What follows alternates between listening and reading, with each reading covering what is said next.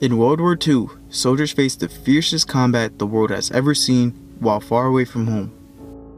On the Eastern Front between April 16 and April 20th, 1945, the U.S. Army's 3rd Infantry Division under Major General John W. O'Daniel and the 45th Infantry Division fought fiercely in the Battle of Nuremberg, a defining moment in World War II. As we approach the Army's 250th birthday, we honor their bravery and sacrifice. This 5-day battle marked one of the fiercest urban combats of the war.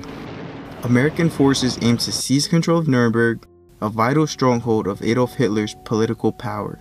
Despite fierce resistance, 3rd ID forces and allies reached the center of the city in a ferocious battle, leading to the German surrender at 11 a.m. That night, 3rd ID troops raised the American flag at Adolf Hitler's fort in the center of Nuremberg. The Battle of Nuremberg stands as a critical moment in history, symbolizing the decline in Nazi influence and the resilience of Allied forces in their quest for victory.